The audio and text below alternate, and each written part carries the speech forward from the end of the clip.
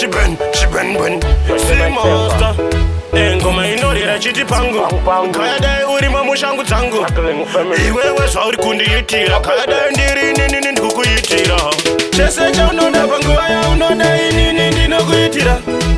Yese yaunoda panguva yaunoda inini ndinokuitira Asi ndikada chandada Pakutofamba uchiudza vanhu kuti ndinokupedzera sadzeni ndikada chandada Ukangondipa wotoudza vanhu vese kuti ndakuri kutamba kwacho gara warekera Uno chimunya chako gara watichira Ndikada dambudziko ndauziva vekuchemera Uri mumero unogara uchindimera Unongatazapa wandipa ko apo pandakupa Urenge munhu wechikadzi wakuda kushupa Ausadi wambondinzwa mumarani ndichiwawata Wakunge kambwa kechirungu unongo kwauta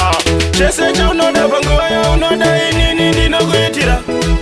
Yese yaunoda panguva yaunoda inini ndinokuitira Asi ndikada chandada Pakutofamba uchiudza vanhu kuti ndinokupedzera sadzeni ndikada chandada Ukangondipa wotoudza vanhu vese kuti ndonyangaita Ndiri kufaita samalaicha Rezvizimangoma ndichilaicha Baiza, saiza, inini chete ndichingoraiza Kunge chibage cheswa fertilizer Kunotokupa malaita mamba mano kugesa Uri mucheka nekwese kuita ngeresa Manje kuno kutokujarira kuita ngembesa Tobva takugwina kuita kungezesa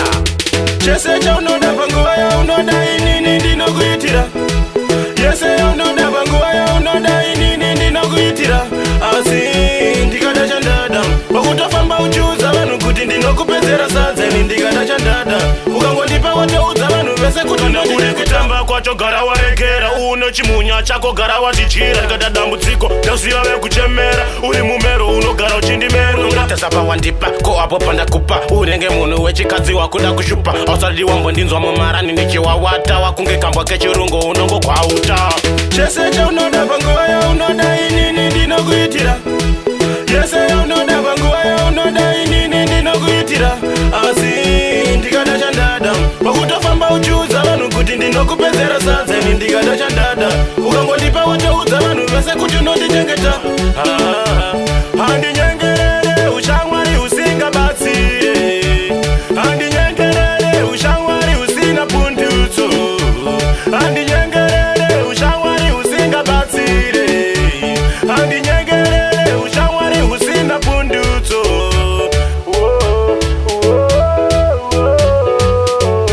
Na na na na na na na na na Aimeke ana kushaba kwa ndakara kugara darekeza